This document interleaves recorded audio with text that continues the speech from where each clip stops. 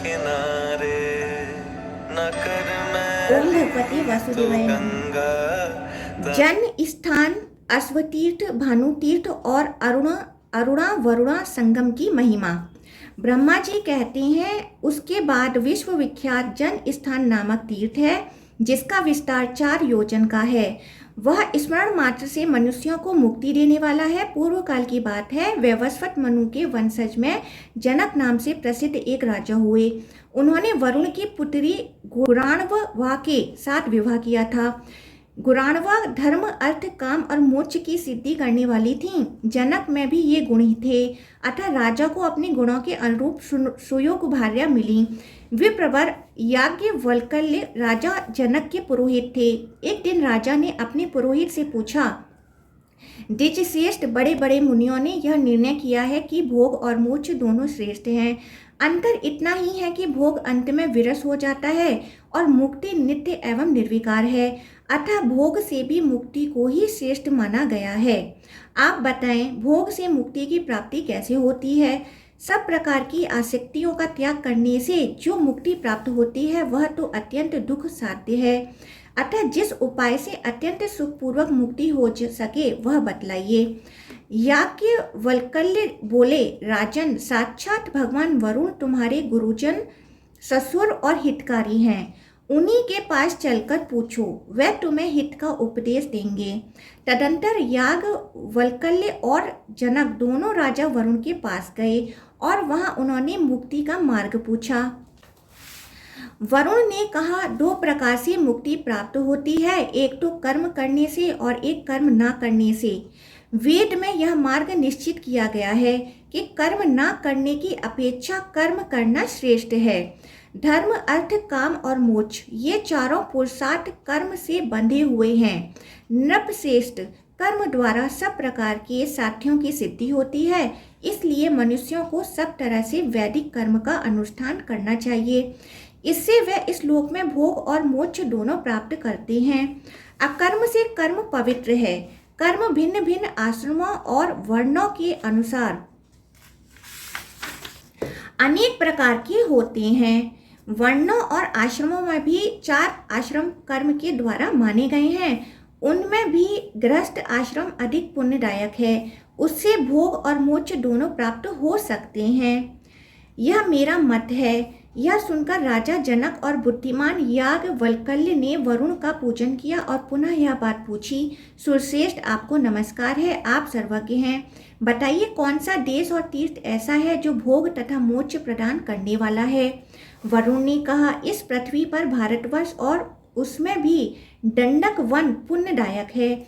इसमें किया हुआ शुभ कर्म मनुष्यों को भोग तथा मोक्ष दोनों प्रदान करता है।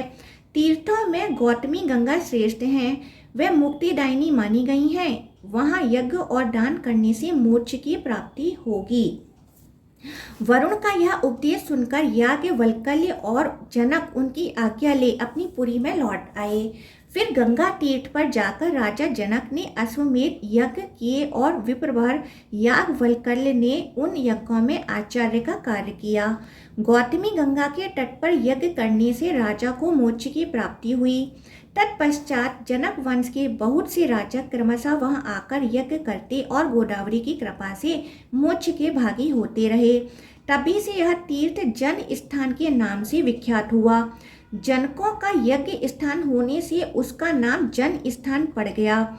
वहां स्नान, दान और पितरों का तर्पण करने से तथा उस तीर्थ का चिंतन करने, वहां जाने और भक्ति पूर्वक उसका सेवन करने से मनुष्य सब अभिलिखित वस्तुओं को पाता और मोक्ष का भागी होता है। अरुणा और वरुणा नाम की 2 परम पवित्र नदियां हैं। उन दोनों का गोदावरी में संगम हुआ है, जो बहुत ही पवित्र तीर्थ है। उसकी उत्पत्ति की कथा सब पापों का नाश करने वाली है। उसे बताता हूँ, सुनो। महर्षि कश्यप के ज्येष्ठ पुत्र आदित्य, जो कि सूर्य हैं, समस्त लोकों में विख्यात हैं। वह तीनों लोकों के नेत्र हैं। उनकी किरणें अत्यंत दुस्सह हैं। भगवान सूर्य के रथ में 7 घोड़े जुटे होते हैं। सूर्य देव संपूर्ण लोकों द्वारा पूजित हैं। उनकी पत्नी का नाम उषा है। उषा विश्वकर्मा की पुत्री और त्रिभुवन की अद्वितीय सुंदरी हैं। उसे अपने स्वामी के तीव्र ताप का सहन नहीं हो पाता था। वह सदा इसी चिंता में पड़ी रहती थी कि मुझे क्या करना चाहिए। उषा के 2 बुद्धिमान पुत्र थे, वैवस्वत मनु और यम। एक कन्या भी थी जो परम पवित्र यमुना नदी के रूप में विख्यात हुई। एक दिन उषा ने अपने ही समान रूप वाली अपनी छाया उत्पन्न की और उससे कहा, तू मेरी ही जैसी होकर मेरी आज्ञा से पति की सेवा तथा मेरे पुत्रों का पालन कर। मैं जब तक लौट न आऊं तब तक तुम ही पति की प्रेयसी बनकर रहो। यह रहस्य किसी को न बताना। मेरी संतानों पर भी यह भेद प्रकट न होने पाए। छाया ने बहुत अच्छा कहकर उषा की आज्ञा स्वीकार कर ली और उषा घर से निकल गई। उसने तपस्या के लिए उत्तर कुरु नामक देश को प्रस्थान किया। वहां पहुंचकर उसने घोड़ी का रूप धारण करके कठोर तपस्या आरंभ की। जब सूर्य देव को इसका पता लगा तब वह भी घोड़े का रूप धारण करके उसके पास गए। पतिव्रता उषा पर पुरुष की आशंका से भागकर भारतवर्ष में गौतमी के तट पर आई। वहां उसका पति के साथ समागम हुआ जिससे अश्विनी कुमारों की उत्पत्ति हुई। वह स्थान अश्व तीर्थ, भानु तीर्थ और पंचवटी आश्रम के नाम से विख्यात हुआ। तापी और यमुना दोनों सूर्य की कन्याएं थीं। वे गौतमी तट पर अपने पिता से मिलने के लिए अरुणा वरुणा नामक नदियों के रूप में आई थीं। उन दोनों का जहाँ गंगा में संगम हुआ है वह बहुत उत्तम तीर्थ है। उसमें भिन्न भिन्न देवताओं और तीर्थों का पृथक पृथक समागम हुआ है। उक्त संगम में 27,000 तीर्थों का समुदाय है। वहाँ किया हुआ स्नान और दान अक्षय पुण्य देने वाला है। नारद उस तीर्थ के स्मरण कीर्तन और श्रवण से भी मनुष्य सब पापों से मुक्त हो धर्मवान और सुखी होता है। गारुण तीर्थ और गोवर्धन तीर्थ की महिमा। ब्रह्मा जी कहते हैं, नारद, गारुण नामक तीर्थ सब विघ्नों की शांति करने वाला है। उसके प्रभाव का वर्णन करता हूँ, ध्यान देकर सुनो। शेष नाग के एक महाबली पुत्र था जो मणि नाग के नाम से प्रसिद्ध हुआ। उसे सदा गरुण का भय बना रहता था। अतः उसने अपनी भक्ति के द्वारा भगवान शंकर को संतुष्ट किया। प्रसन्न होने पर भगवान महेश्वर ने कहा, नाग कोई वर मांगो। नाग ने कहा, प्रभु मुझे गरुण से अभय दान दीजिए। भगवान शिव ने कहा, ऐसा ही होगा, तुम्हें गरुण से भय ना हो। वरदान पाकर मणिनाग गरुण से निर्भय हो बाहर निकला। वह क्षीर सागर के समीप जहाँ भगवान विष्णु शयन करते हैं इधर उधर विचरने लगा। जहाँ गरुण निवास करते थे उस स्थान पर भी वह जाया करता। गरुण ने उस नाग को निर्भय विचरते देख पकड़ लिया और अपने घर में लाकर डाल दिया। इसी बीच नंदी ने जगदीश्वर भगवान शिव से कहा, देवेश्वर अब मणिनाग नहीं आता है। जान पड़ता है गरुण ने उसे खा लिया या बांध रखा है। यदि वह जीवित होता तो यहाँ आए बिना ना रहता। नंदी की बात सुनकर भगवान शिव ने नाग की अवस्था को जान लिया और कहा, वह नाग गरुड़ के घर में बंधा पड़ा है। तुम शीघ्र जाकर जगदीश्वर भगवान विष्णु की स्तुति करो और गरुड़ के द्वारा बंधन में डाले हुए नाग को मेरे कहने से ले आओ। प्रभु की बात सुनकर नंदी स्वयं ही लक्ष्मीपति के पास उपस्थित हुए और भगवान शिव की कही हुई बातें वहां निवेदन की। तब भगवान नारायण ने प्रसन्न होकर गरुड़ से कहा, विंता नंदन, मेरी बात मानकर नंदी को वह नाग लौटा दो। गरुड़ ने नाग देना स्वीकार नहीं किया और गर्व से कहा, मैं आपका भृत्य हूँ, मैं नाग को लाया, आप उसे नंदी को दे रहे हैं। स्वामी तो सेवकों को दिया करते हैं, परंतु आप तो मेरे प्राप्य वस्तु को छीन रहे हैं। मेरी शक्ति आप जानते ही हैं। मेरे ही बल से तो आपने संग्राम में दैत्यों पर विजय प्राप्त की है। भगवान विष्णु ने गरुड़ की बात सुनकर सबके सामने हंसकर कहा, पक्षीराज, ठीक है, तुम्हारे ही बल से मैंने असुरों पर विजय पाई है। फिर भगवान ने क्रोध न करके कहा, गरुड़, मैं मानता हूँ तुम में विलक्षण शक्ति है, पर तुम मेरे इस कनिष्ठ अंगुली को तो वहन करो। इतना कहकर भगवान ने अपनी अंगुली गरुड़ के मस्तक पर रख दी। गरुड़ अंगुली का भार सह न सके। तब गरुड़ ने दीन भाव से लज्जित होकर हाथ जोड़कर प्रार्थना की और कहा, मैं आपका अपराधी सेवक हूँ, मेरा परित्राण कीजिए। फिर उन्होंने माता लक्ष्मी से प्रार्थना की। लक्ष्मी जी ने कृपा कुल होकर जनार्दन से कहा, नाथ, विपत्र भृत्य गरुण की रक्षा कीजिए। तब भगवान ने नंदी से कहा, नंदीकेश्वर, तुम गरुण के साथ ही नाग को महादेव जी के पास ले जाओ। बहुत अच्छा कहकर नंदी गरुण और नाग के साथ धीरे धीरे शंकर जी के पास गए और सब समाचार उन्हें कह सुनाया। तब शंकर जी ने गरुण से कहा, महाभावो, तुम लोग पावनी गौतमी गंगा के पास जाओ। वे समस्त अभीष्ट वस्तुओं को देने वाली हैं। उस शांतिमय सरिता में स्नान करने से तुम्हें समस्त इच्छित वस्तुएं 100 गुनी अथवा सहस्त्र गुनी होकर मिलेंगी।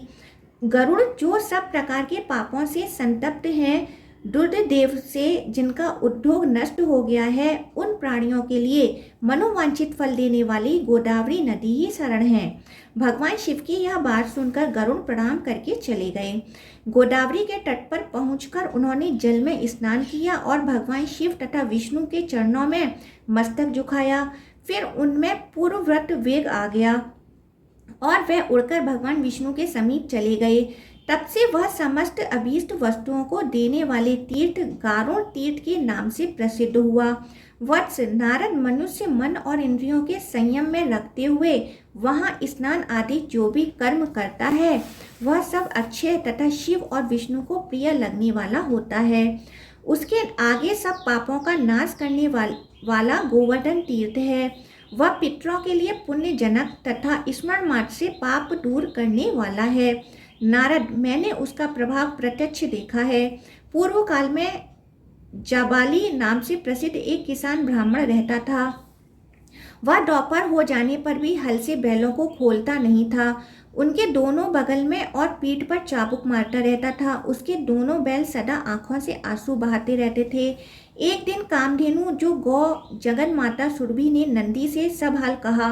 नंदी ने भी खिन्न होकर भगवान शंकर को सब बातें बताईं। तब शंकर जी ने नंदी से कहा, तुम्हारी प्रत्येक बात सिद्ध हो। महादेव जी की यह आज्ञा पाकर नंदी ने समस्त गौ जाति को अपने में समेट लिया। स्वर्गलोक और मृत्युलोक की समस्त गौएं अदृश्य हो गईं। तब देवताओं ने मेरे पास आकर कहा, भगवान, गौओं के बिना जीवन नहीं रह सकता। उस समय मैंने देवताओं से कहा, जाओ भगवान शंकर से याचना करो। तदंतर उन्होंने भगवान शंकर की स्तुति करके उनसे सब हाल कहा। महादेव जी ने भी देवताओं को उत्तर दिया, इस विषय में नंदी जानते हैं। तब सब देवता नंदीकेश्वर के पास जाकर बोले, हमें जगत का उपकार करने वाली गौएं दीजिए। नंदी बोले, आप लोग गौ यज्ञ कीजिए, तभी दिव्य और मानस गौएं प्राप्त होंगी। तत्पश्चात गौतमी गंगा के तट पर देवताओं ने गौ यज्ञ का आयोजन किया। फिर वहां से गौएं बढ़ने लगीं। तभी से वह तीर्थ गोवर्धन नाम से प्रसिद्ध हुआ। वह देवताओं की प्रीति बढ़ाने वाला है। मुनिश्रेष्ठ, वहाँ किया हुआ केवल स्नान भी सहस्त्र गौदानों का फल देने वाला है। श्वेत तीर्थ, शुक्र तीर्थ और इंद्र तीर्थ का महात्मा। ब्रह्मा जी कहते हैं, नारद, श्वेत तीर्थ तीनों लोकों में विख्यात है। उसके श्रवण मात्र से मनुष्य सब पापों से छुटकारा पा जाता है। पूर्व काल में श्वेत नाम के एक ब्राह्मण थे जो महर्षि गौतम के प्रिय सखा थे। वह गोदावरी के तट पर रहकर अतिथियों के स्वागत सत्कारों में लगे रहते और मन, वाणी तथा क्रिया द्वारा भगवान शिव का भजन करते थे। वह सदा भगवान सदाशिव की पूजा और ध्यान करते रहते थे। शिव के भजन में ही उनकी आयु पूरी हो गई। तब यमराज के दूत उन्हें ले जाने के लिए आए, परंतु नारद जी वह ब्राह्मण देवता के घर में प्रवेश न कर सके। जब ब्राह्मण की मृत्यु का समय व्यतीत हो गया, तब चित्रकन ने मृत्यु से पूछा, मृत्यु, श्वेत का जीवन समाप्त हो चुका है, वह अब तक क्यों नहीं आया? तुम्हारे दूत भी अभी तक नहीं लौटे। ऐसा होना उचित नहीं। यह सुनकर मृत्यु को बड़ा क्रोध हुआ और वह स्वयं ही श्वेत के घर पर पधारे। उनके दूत भयभीत होकर बाहर ही खड़े थे। उन्हें देखकर मृत्यु ने पूछा, दूतों, यह क्या बात है? दूत बोले, श्वेत भगवान शिव के द्वारा सुरक्षित हैं। हम उनकी ओर आंख उठाकर देख भी नहीं सकते। जिनके ऊपर भगवान शंकर प्रसन्न हो जाएं, उन्हें भय कैसा? तब मृत्यु ने अपना फंदा हाथ में लेकर स्वयं ही ब्राह्मण के घर में प्रवेश किया। ब्राह्मण तो भक्तिपूर्वक भगवान शिव की पूजा कर रहे थे। उन्हें न तो मृत्यु के आने का पता था और न यमदूतों के। श्वेत के समीप पासधारी मृत्यु को खड़ा देख दंडधारी भैरव ने विस्मित होकर पूछा, मृत्युदेव, यहाँ क्या देखते हो? मृत्यु ने उत्तर दिया, मैं श्वेत को ले जाने के लिए यहाँ आया हूँ, अतः इन्हीं को देखता हूँ। भैरव ने कहा, लौट जाओ। मृत्यु ने श्वेत पर अपना फंदा फेंका। यह देखकर भैरव कुपित हो उठे। उन्होंने शिव के दिए हुए दंड से मृत्यु पर गहरी चोट की। मृत्यु देवता पास हाथ में लिए हुए ही धरती पर गिर पड़े। मृत्यु को मारा गया देख यमदूत भाग गए। उन्होंने मृत्यु के वध का समाचार यमराज से कहा। यह सुनकर महिष वाहन यमराज को बड़ा क्रोध हुआ। उन्होंने अधिक बलवान चित्रगुप्त, अपनी रक्षा करने वाले यमदंड, महिष, भूत, वेताल तथा आदि व्याधियों को शीघ्रता पूर्वक चलने का आदेश दिया। तुरंत वहां से प्रस्थान किया। अपने साथियों सहित यमराज उस स्थान पर पहुंचे जहां श्वेत भगवान शिव की आराधना में संलग्न थे। उस समय यमराज तथा भगवान शिव के पार्षदों में अत्यंत भयानक संग्राम छिड़ गया। कार्तिकेय ने स्वयं ही शक्ति संभाली और यमराज के दूतों को विकीर्ण कर डाला। साथ ही दक्षिण दिशा के स्वामी अत्यंत बलवान यमराज को भी मौत के घाट उतार दिया। मरने से बचे हुए यमदूतों ने भगवान सूर्य को यह सब समाचार कह सुनाया। यह अद्भुत बात सुनकर सूर्य समस्त देवताओं और लोकपालों के साथ मेरे समीप आए। फिर मैं भगवान विष्णु, इंद्र, अग्नि, वरुण तथा अन्य बहुत से देवता यमराज के पास गए। वह गोदावरी के तट पर मरे पड़े थे। यमराज को सेना सहित मरा देख देवता भय से व्याकुल हो उठे और हाथ जोड़कर बारंबार भगवान शिव की प्रार्थना करने लगे। देवता बोले, भगवान, आपको अपने भक्त सदा ही प्रिय हैं तथा आप दुष्टों का वध किया करते हैं। संसार के आदि सृष्टा नीलकंठ, आपको नमस्कार है, नमस्कार है। ब्रह्मा प्रिय, आपको नमस्कार है। देव प्रिय, आपको नमस्कार है। विप्रवर, श्वेत आपके भक्त हैं। इनकी आयु क्षीण हो जाने पर भी यम आदि सब लोग इन्हें ले जाने में समर्थ न हो सके। आपका अपने भक्तों पर ऐसा महान प्रेम देखकर हम सबको बड़ा संतोष हुआ। नाथ, सचमुच ही आप बड़े भक्त वत्सल हैं। जो लोग आप जैसे दयालु परमेश्वर की शरण में आ गए, उन्हें यमराज भी नहीं देख सकता। यह जानकर ही सब लोग पराभक्ति के साथ आपका भजन करते हैं। शंकर, आप ही इस जगत के स्वामी हैं। क्या यह बात आप भूल गए? आपके बिना यहाँ व्यवस्था करने में कौन समर्थ हो सकता है? इस प्रकार स्तुति करने वाले देवताओं के समक्ष भगवान शंकर स्वयं प्रकट हो गए और बोले, देवताओं, तुम्हें क्या दूं? देवताओं ने कहा, देवेश्वर, ये सूर्य के पुत्र धर्म हैं और समस्त देहधारियों का नियंत्रण करते हैं। इन्हें धर्म और अधर्म की व्यवस्था में नियुक्त किया गया है। ये लोकपाल हैं, अपराधी और पापी नहीं हैं, अतः इनका वध नहीं होना चाहिए। इनके बिना ब्रह्मा जी का कोई कार्य नहीं चल सकता। इसलिए सेना और वाहनों सहित यमराज को जीवित कर दीजिए। नाथ, महात्माओं के सामने की हुई प्रार्थना सफल ही होती है, वह कभी व्यर्थ नहीं जाती। भगवान शिव बोले, देवताओं, मेरी बात सुनो। जो मेरे तथा भगवान विष्णु के भक्त हैं, गौतमी गंगा का निरंतर सेवन करने वाले हैं, उनके स्वामी हम लोग स्वयं ही हैं। मृत्यु का उनके ऊपर कोई अधिकार नहीं है।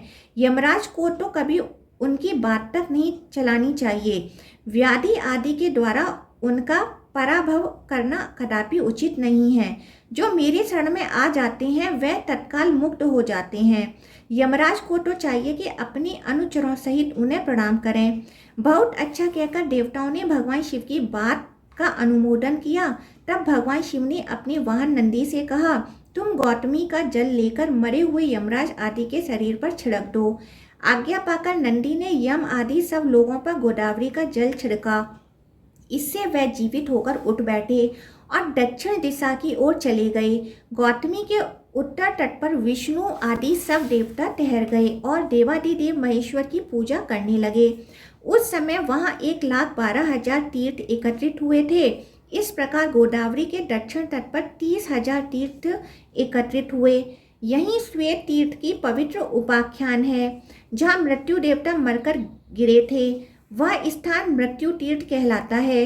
वहाँ किया हुआ स्नान और दान सब पापों का नाश करने वाला है। उसके महात्मा का श्रवण, पठन और स्मरण अंतकरण के मल को धोने वाला और सब लोगों को भोग तथा मोक्ष प्रदान करने वाला है। इसके आगे शुक्र तीर्थ है, जो मनुष्यों को सब प्रकार की सिद्धि देने वाला है, सब पापों को शांत करने वाला तथा सब प्रकार की व्याधियों का नाशक है। अंगिरा और भृगु ये दो परम धर्मात्मा ऋषि हुए हैं। इन दोनों के दो दो पुत्र हुए जो बड़े ही विद्वान और रूप तथा बुद्धि से सुशोभित थे। अंगिरा के पुत्र का नाम जीव और भृगु के पुत्र का नाम था कवि।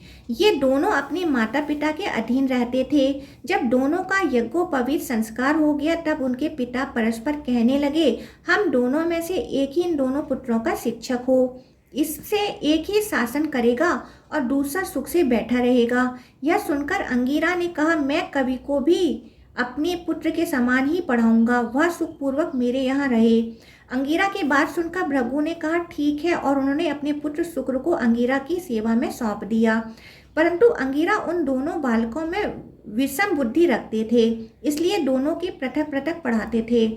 बहुत दिनों तक किसी प्रकार चलता रहा। तब एक दिन शुक्र ने कहा, गुरुदेव, आप मुझे प्रतिदिन विषम भाव से पढ़ाते हैं। गुरुओं के लिए यह उचित नहीं है कि वह पुत्र और शिष्य में भेदभाव समझें। जो लोग विषम बुद्धि रखते हैं उनके पाप की कोई गणना नहीं है। आचार्य, अब मैंने आपको अच्छी तरह समझ लिया, आपको बारंबार नमस्कार करता हूँ। अब दूसरे किसी गुरु के यहाँ जाऊँगा, मुझे जाने की आज्ञा दीजिए। इस प्रकार गुरु और बृहस्पति से पूछकर उनकी आज्ञा ले शुक्र चले गए। उन्होंने सोचा, अब पूर्ण विद्या प्राप्त करके ही पिता के पास चलूं, किंतु किससे पूछूं, कौन सबसे श्रेष्ठ गुरु हो सकता है। इन्हीं सब बातों का विचार करते हुए शुक्र ने महाप्राज्ञ गौतम के पास जाकर पूछा, मुनि श्रेष्ठ, बताइए कौन मेरा गुरु हो सकता है। जो तीनों लोगों का गुरु हो उसके पास मैं जाऊंगा। गौतम ने कहा, जगत गुरु भगवान शंकर ही गुरु होने योग्य हैं।